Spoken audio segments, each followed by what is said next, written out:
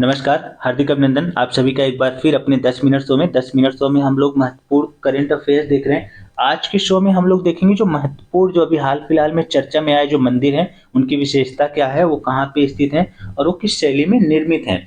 अभी 22 जनवरी को प्रधानमंत्री नरेंद्र मोदी जी ने जो अयोध्या में राम मंदिर का उद्घाटन किया है, उस उद्घाटन के लिए उन्होंने यम नियम का पालन किया। यम नियम में होता क्या है कि 11 दिवसीय विशेष अनुष्ठान करना पड़ता है। इस विशेष अनुष्ठान के क्रम में प्रधानमंत्री नरेंद्र मोदी जी भारत के कई सारे मंदिरों में जाकर के पूजा अर्चना किए। जहाँ-जहाँ वो गए हैं वो मंदिर महत्वपूर्ण हो गए हैं, तो इसलिए उन मंदिरों के बारे में आप सभी लोगों को जानकारी होना अनिवार्य है क्योंकि वहाँ से प्रश्न पूछे ही पूछे जाएँगे।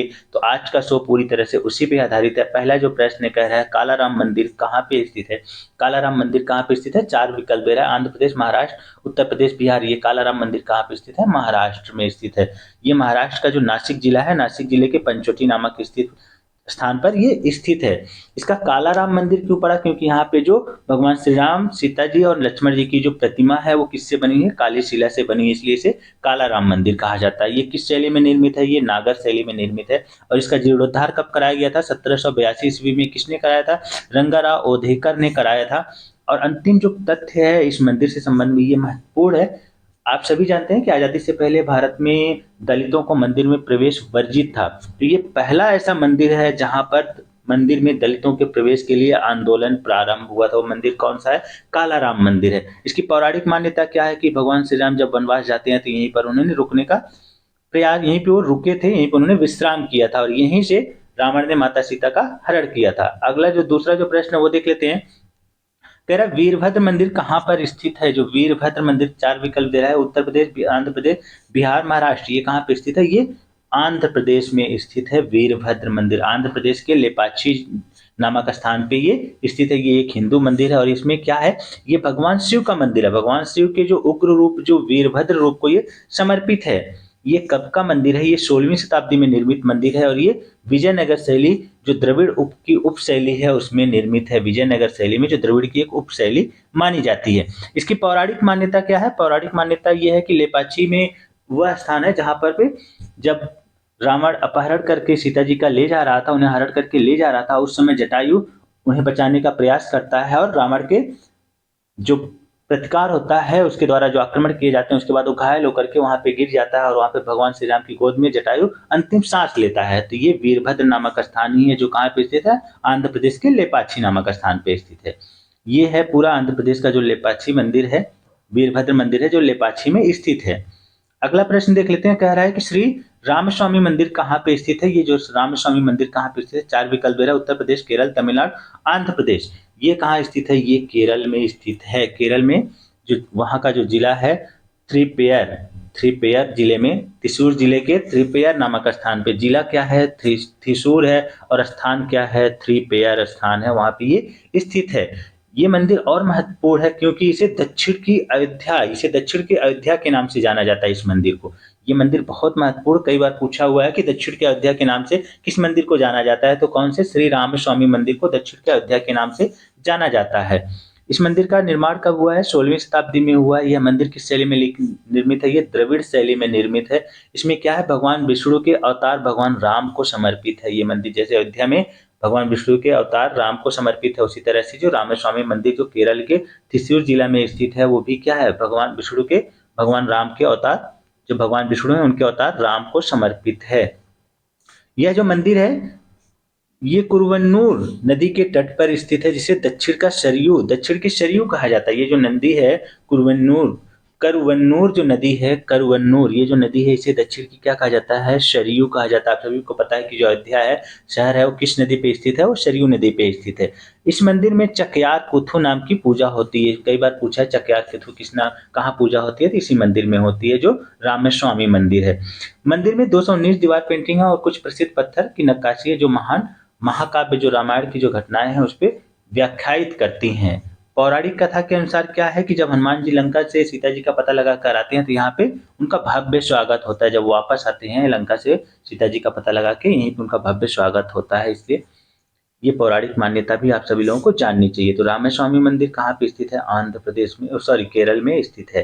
केरल के जो थ्रिसूर जिला है वहां पे स्थित है। अगला जो प्रश्न है वो देख लेते हैं, श्री रंगनाथ स्वामी मंदिर कहाँ पे स्थित है? 4 विकल्प दे रहा है, तमिलनाडु, आंध्र प्रदेश और केरल। आंध्र प्रदेश, केरल, तेलंगाना, 4 विकल्प दे रहा है, कह रहा है इनमें से कौन सा सही है? तो ये श्री रंगनाथ स्वामी मंदिर कहाँ पे स्थित है? तमिलनाडु में स्थित है।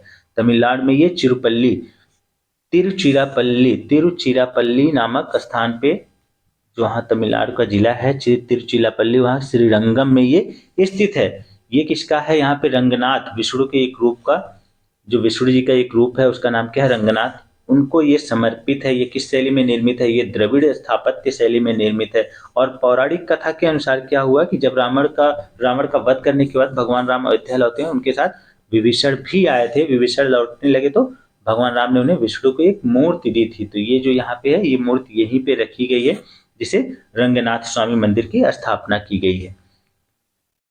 ये है पूरा रंगनाथ स्वामी मंदिर। अगला जो प्रश्न है वो देख लेते हैं, रामनाथा स्वामी मंदिर कहाँ पे स्थित है? अगला जो कह रहा है कि रामनाथा स्वामी मंदिर कहाँ पे स्थित है? तमिलनाडु, तेलंगाना, केरल, आंध्र प्रदेश। तो ये रामनाथा स्वामी मंदिर कहाँ पे स्थित है? तमिलनाडु में स्थित है। ये तमिलनाडु के जो रामेश्वरम जो द्वीप है उस पे स्थित है। ये एक हिंदू मंदिर है और इसमें नाम ये महत्वपूर्ण हो जाता है। नाम क्या है? रामनाथा स्वामी मंदिर। लेकिन ये हिंदू मंदिर किससे संबंधित है? ये भगवान शिव को समर्पित है। यह मंदिर 4 धाम और 12 ज्योतिर्लिंगों में से एक है। भारतीय धर्म ग्रंथ है उसमें बद्रीनाथ, द्वारका, जयपुर, जगन्नाथपुरी और रामेश्वरम की चर्चा 4 धाम में की गई है। ये मंदिर किस शैली में निर्मित है? ये द्रविड़ शैली में निर्मित है। पौराणिक कथा अनुसार इसकी मान्यता क्या है कि जब भगवान श्री राम वहां श्रीलंका से लौट रहे थे तो उन्होंने भगवान राम ने एक ब्रह्म की हत्या, चूंकि रावण ब्राह्मण था इसलिए कहते हैं कि ब्रह्म की रावण को मारने के पश्चात वहां पे वो प्रायश्चित करना चाहते थे, इसलिए उन्होंने वहां पे प्रायश्चित किया था। ये पौराणिक मान्यता है कि उसके बाद भगवान शिव ने उन्हें सलाह दी थी शिवलिंग बनाकर इसकी पूजा की जाए। तो माता सीता ने समुद्र के तट पर पड़ी जो रेत से शिलालिंग बनाया था। तो ये यही है पूरा रंगनाथा स्वामी मंदिर, जो तमिलनाडु में स्थित है। तमिलनाडु के रामेश्वरम द्वीप पे स्थित है। अगला जो प्रश्न है वो देख लेते हैं, कोथांद राम स्वामी मंदिर कहाँ पे स्थित है? कोथांद राम स्वामी कहाँ पे स्थित है? आंध्र प्रदेश, तमिलनाडु, केरल, तेलंगाना। ये मंदिर कहाँ पे स्थित है? ये तमिलनाडु में स्थित है। तमिलनाडु के रामेश्वरम में धनुषकोडी में नामक स्थान पे ये स्थित है। ये किससे संबंधित है? ये मंदिर कोथादामा स्वामी को समर्पित है। कोथादामा स्वामी को ये समर्पित है। इसका अर्थ क्या होता है? धनुष के साथ राम जो होते हैं उन्हें कोथाद्रमा का अर्थ होता है धनुष के साथ राम। पौराणिक मान्यता के अनुसार क्या है कि लौटते समय यहाँ पे भगवान श्री राम ने जो उनका जो धनुष था, राम सेतु को अपनी धनुष से तोड़ डाला था। जब वहां से लौट रहे थे तो उन्होंने अपनी धनुष से क्या किया था? जो राम सेतु उन्होंने बनाया था उसको तोड़ डाला था। ये इसकी पौराणिक मान्यता है। अगला जो प्रश्न है वो देख लेते हैं। अगला प्रश्न कह रहा है, अयोध्या में राम मंदिर का निर्माण किस शैली में किया गया है? 4 विकल्प दे रहा है। कह रहा है अयोध्या में जो राम मंदिर है वो किस शैली में किया गया है? द्रविड़ शैली, बेसर शैली, नागर शैली। इनमें से कोई नहीं। तो अयोध्या में जो राम मंदिर निर्माण किया गया है वो किस शैली में किया गया है? नागर शैली में किया गया। इसका उद्घाटन कब किया गया है? अभी 22 जनवरी 2024 को किसने किया है? प्रधानमंत्री नरेंद्र मोदी जी ने किया है। इसका निर्माण किसने हुआ? इस मंदिर का नागर शैली में किया गया है। इस मंदिर की लंबाई कितनी है? 380 फीट और चौड़ाई कितनी है? 250 फीट और ऊंचाई कितनी है? 161 फीट है। इसमें 3 मंजिला है जिसकी प्रत्येक मंजिल 20 फीट ऊंची है। इसे मैसूर के जो मूर्तिकार अरुण योगीराज ने बनाया है। ये भी पूछा जा सकता है कि किसने बनाई है? अरुण योगी राज ने बनाया है इसको। रामलला की जो मूर्ति है उसकी कुछ प्रमुख विशेषताएं हैं उसको भी देख लेते हैं। रामलला की जो मूर्ति है वो श्यामल रंग की है। ये क्वेश्चन बनाने वाला कहीं से भी क्वेश्चन बना सकता है। इसके लिए जो पत्थर लगे हैं इस प्रतिमा को बनाने के लिए वो कहाँ से आए हैं? नेपाल से आए शालिग्राम पत्थर से इसको बनाया गया है। इसका निर्माण शैली क्या है? दक्षिण भारतीय शैली है। इसमें क्या भगवान का कौन सा रूप है? इसमें उनके बाल स्वरूप, उनके हाथों में धनुष और जिसकी ऊंचाई कितनी है? 51 इंच है।